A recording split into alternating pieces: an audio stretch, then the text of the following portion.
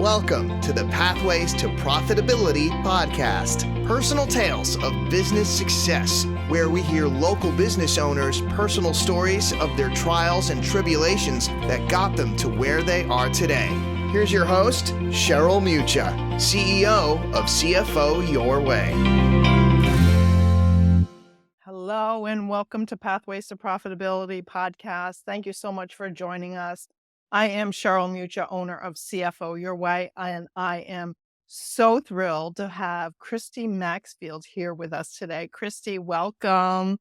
Hi, how are you? I'm doing great. Thanks so much for taking the time to be here with me today. So tell the audience a little bit about who Christy is and a little bit about the company, and then we'll get into the good meaty stuff. Sure. Well, I actually hail from New Jersey. So Cheryl and Woo-hoo! I know very familiar stopping grounds. I spent my first 30 there and then met a great guy who told me there was a place I could live. I didn't have to spend $300,000 on a starter home in 2 hours commuting one way. And I'd never heard of the Midwest before, apparently. 17 years later, we've been making St. Louis our home. And that's where I run Purpose First Advisors. Purpose First Advisors is focused on working with owners of small to mid-sized businesses who are interested in building sustainably profitable companies that pay them well, pay them consistently, and are profitable. And so when people want to make money, regardless of whether or not they want to scale, I'm a good fit for those folks who want to roll up their sleeves and do that work. I love it. And you've been in business for about 5-6 years now? 5-6 years full time. My first act was professional fundraising. So started out when I was in New Jersey, did Women's Fund of New Jersey, George Street Playhouse, for those of you familiar, and WNET, the public television station there. And then when we moved to St. Louis, I had the good fortune of joining the Central Institute for the Deaf and was director of development there before I quit a good paying job to do my first startup. And then it went from there. The rest is history, right? But that's typical journey for an entrepreneur, right? We have this full-time gig, satisfying or not. Some of us hated that gig and some of us loved that gig, but have this skill set that we just need to share with the world. And for me, I was just reflecting on this. I was 37. I was director of development. I was either going to go to another organization and do the same thing for a while, or I was going to become an executive director somewhere. But then I was like, I got about 30 years of working life ahead of me. Right. And I was changing jobs about once every 4.5 years. I was doing it before millennials made it cool. Thank you. This Gen Xer thanks you. Because you made me legit. And then, I was just like, I can't do this for 30 years. Right. I love it, but I can't do this for 30 years. Right. And so making the leap and doing a startup, a social enterprise, which really was a nice parallel to professional fundraising, and then really jumping in with both feet to coach and consult with for-profit businesses. I didn't see it coming.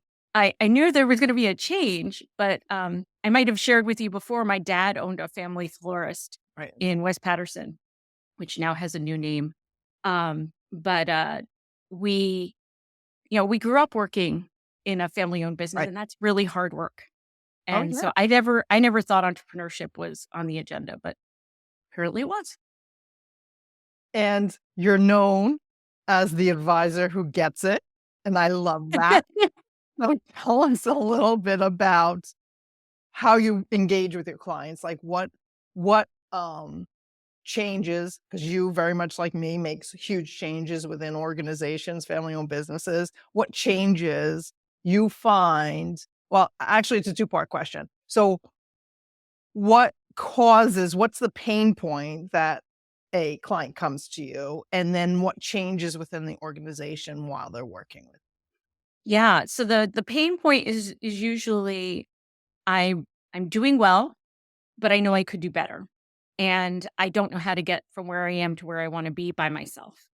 The other pain point is we are doing better.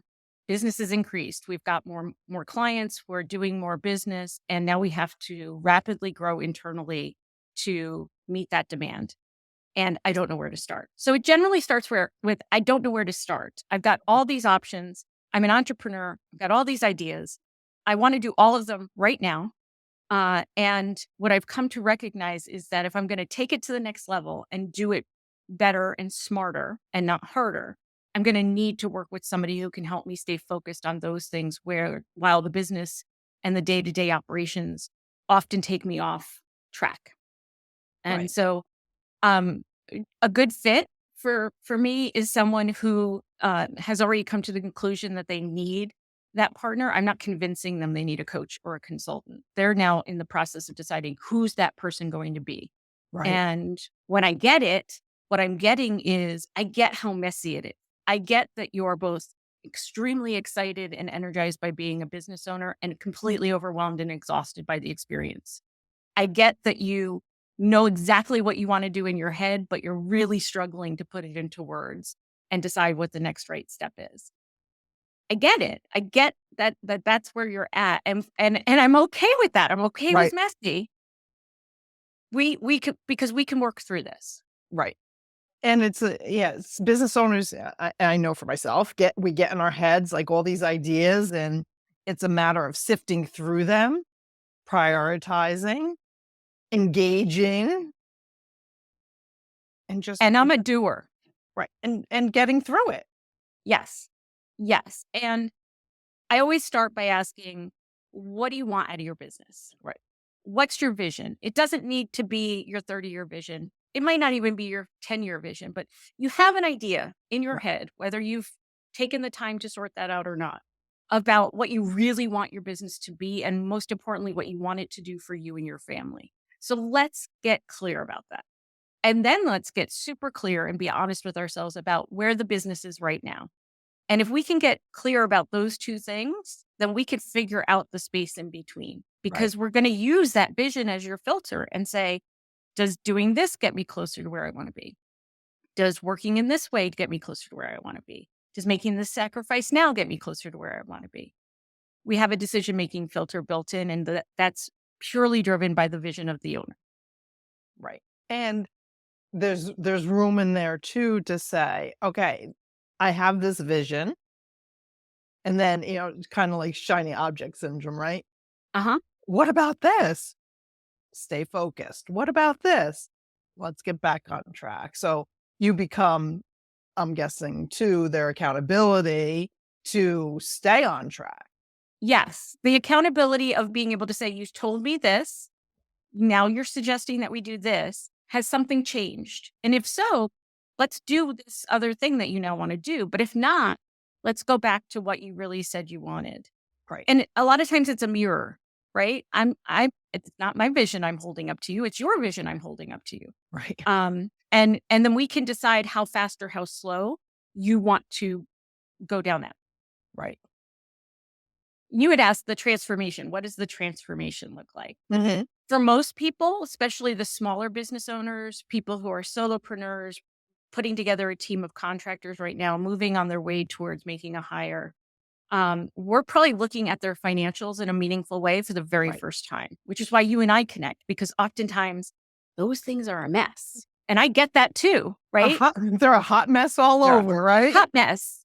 And that's also like, people feel a lot of shame around things like that. Oh, I'm yeah. like, it's a hot mess. Okay.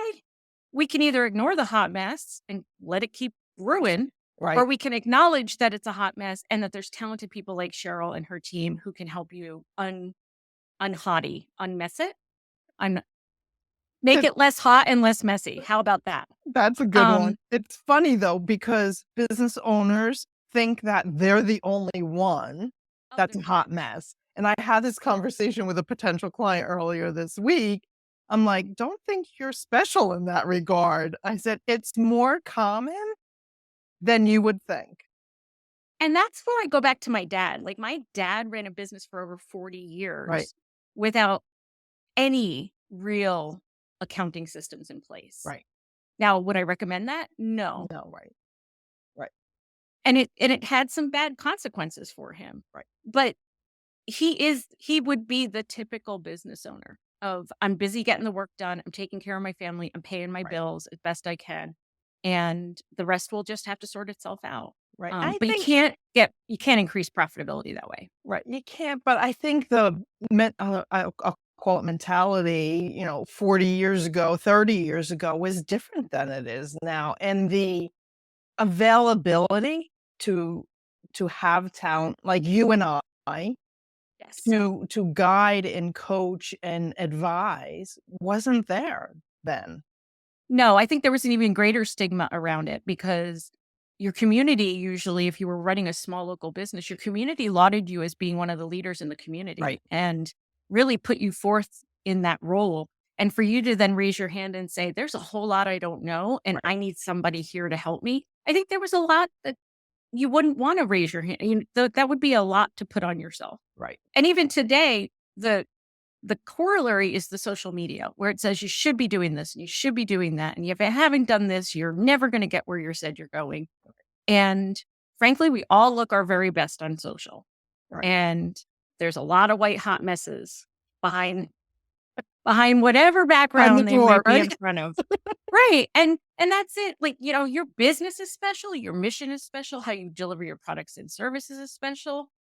But your operations, the technology you're using, the software that you're putting in place, the processes and procedures, the ability to use your numbers to make decisions, those are basic business principles. Right. And that's why you get with Cheryl or you get with me or you get with both of us, a both and kind of scenario. And you don't let them intimidate you anymore. You don't let them control you and your business. You take control of of those things. Right.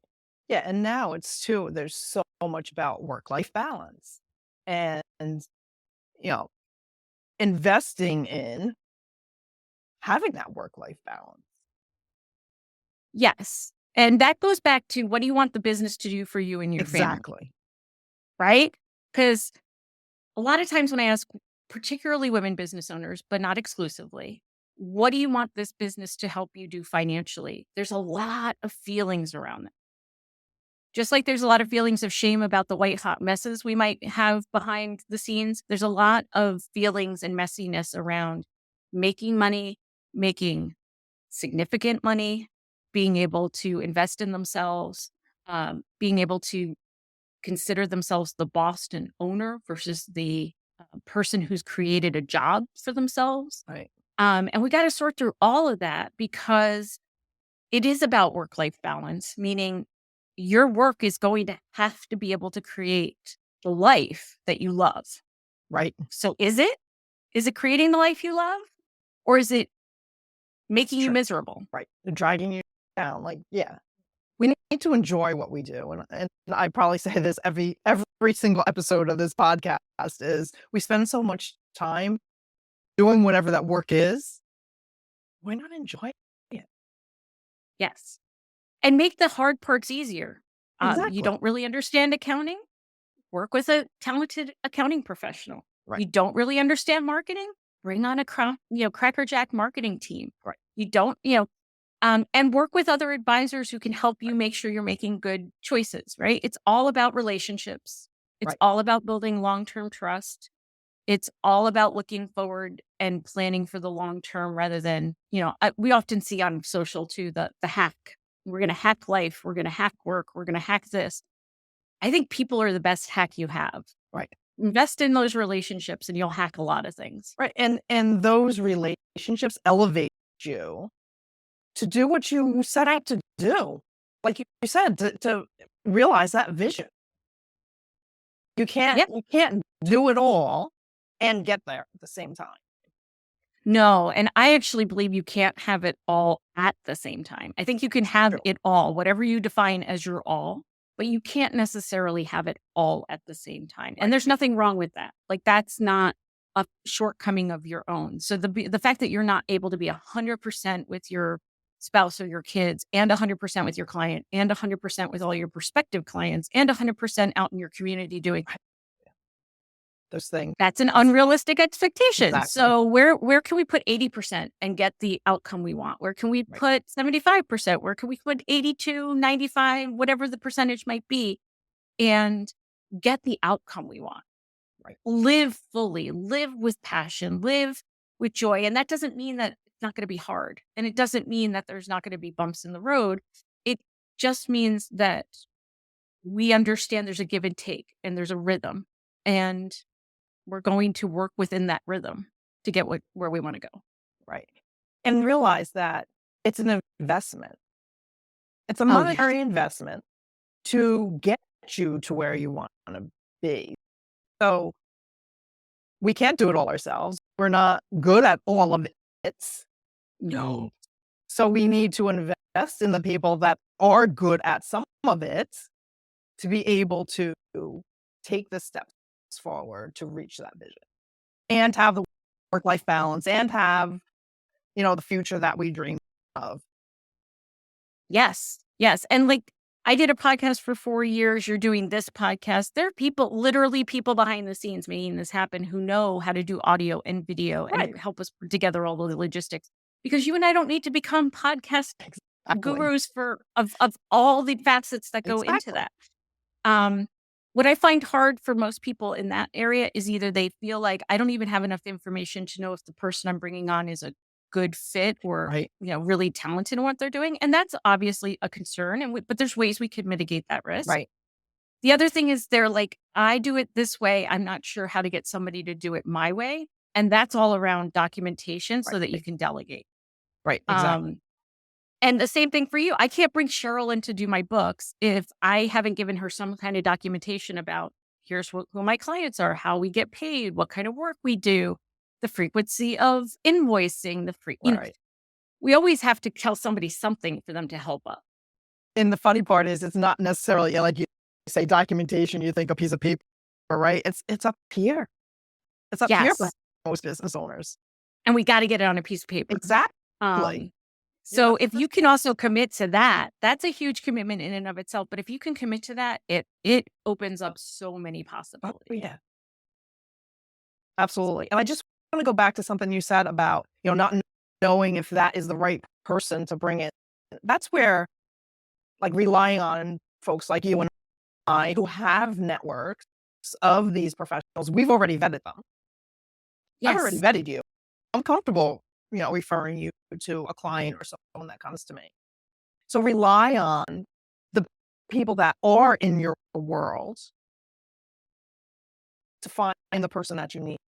Like, don't go to Absolutely. Google to find your CPA or your, the person that's you're gonna release your heart and soul to about your business. You go to Amen. Yeah. You go to your attorney, your accountant, your coach, or whoever you already trust to tap into their network. Yes. And that's the beauty of networks, right? It's not Exactly. that, oh, I just collect people. It's that I collect quality people. Exactly. And then when somebody comes to me and says, I need something, I can reach out and tap into those. And then you can use Google to find my website and all my LinkedIn Right. posts and all that. And you can start to get some validation of what Right. everybody else is telling you. But yeah, you really need to build deep, trusting relationships with the professionals in your network so that they can help you leverage all the other talent they know. Exactly. Yep. Yeah. So here's a question I'd like to kind of explore a little bit. How do you define success? Whether it's client success, personal success, and personal could be business or family. What's that definition for you? Client success is, do you feel more calm and confident about running your business after we've done work together or while we're doing work together than you did when you came in the door? And then really, that's what I want to know, is that you feel more calm and confident. And whatever that means, we've probably put together financial pro formas and some prospecting plans. We've looked at your pricing. We've talked about whatever hurdles you're experiencing. We've talked about hiring, all those kinds of things. But do you fundamentally feel more calm, more confident from our work together? And then tell me what else you need to feel and do and see for this to be a fulfilling and satisfying relationship. And then for me personally, it's how can I actually help people get to work the way they want to work in order to live that life they love so that they're not broke and exhausted, right? Yep. That's the thing I think that keeps me up at night the most is that I know how hard my clients work and I know how common it is for business owners to not be paying themselves or paying themselves well or paying themselves consistently. So if I can go to bed at night knowing I've helped make them feel more calm and confident, they're going to come to me when there's things that don't make them feel calm and confident, and we're going to work through them together. And then they're going to get paid well and get paid more consistently so they can live the life they love. I've done my job, I think. And I feel pretty good about that. Right. And they're focused, they're intentional, they know, like they begin to recognize what they don't know and they need to tap into the expertise for. Well, and you might have the experience of, I get two things, people say two things to me often. One is, I heard you in my head, like I was talking to so-and-so and I heard Christy say, you need to, and I was like, yay, I live in your head now. And the other thing people will say to me is, you're going to be so proud of me. Oh, yeah. And I always respond with, I'm always proud of you, but tell me Right. what's going to make me even prouder. Right. Right. Because they're like, I took the technique, the way of making a decision, the reasoning, the logic, and I applied it and it worked and I felt really good about that. Or I stood up for myself and I didn't acquiesce to something. I was, lots of folks give discounts before they're even asked for, those kinds of things. And they're like, you're going to be really proud of me. I didn't do that this time. And I'm like, I am really proud of you because I know how hard that is. Right. And then it gets easier the second, third, fourth time that you do it. Right. And then it just becomes a habit. Right. Or the way of interacting. I love continuing to work with my clients. The engagements involved, usually they start very intense and then they become less intense as we go along. But I always want them to feel like they've got somebody in their corner. So even if we've ended our regular coaching sessions, I love that phone call of, you're not going to believe what happened today. That thing we've been talking about for years just happened, or, whatever it is. So being part of people's success and their happiness, how can you not want to be part of people's success and happiness? That's just really cool. It's a beautiful thing. It's a beautiful thing. It's a really beautiful thing. Well, we could go on and on and on. I know there's so many tidbits in there that we could expand on, but I am going to ask you to give the audience how they reach you, how they contact you, and let them reach out to you and ask those questions that have kind of risen in their minds while listening. Great. Well, my website is purposefirstadvisors.com. On LinkedIn, you can find me as Christy Maxfield. I post fairly frequently because I want you to be able to get a flavor for who I am and what I do. And you can reach out to us directly and we'll get time on the calendar. You don't even have to know exactly what question you want to ask or thing you think you need. Simply initiating that contact and putting that meeting on the calendar is the first step, and we'll take it from there. It's that first conversation, right? That opens the door. Yeah. And I'll often say to people, even if you don't work with me, I hope you go find somebody who will help you do X. Right. Or I say, maybe you're not ready for me, but you really need Cheryl. And then, once we clean up a few things, maybe it's a better time. So it's never a waste of anyone's time for us to have that conversation. Yeah, it's a conversation, and there's education on both sides of that conversation. Oh yeah. And you meet great people. Oh yeah. Yep. Friends for life, right? Absolutely. Well, Christy, thank you so much for joining me today. This was a great pleasure and lots of great information for our audience. And to the audience, reach out to Christy if you have any additional questions or it's piqued your interest or you just want to have a great conversation. Christy's a wonderful person to get to know and just tap into her talent. So to our audience, thank you so much for being here and listening in. You can reach out to me or see all the episodes for this podcast at pathwaystoprofitability.com. Have a wonderful day. That's it for today's episode of Pathways to Profitability. remember to ask yourself, where can I pay my success forward today?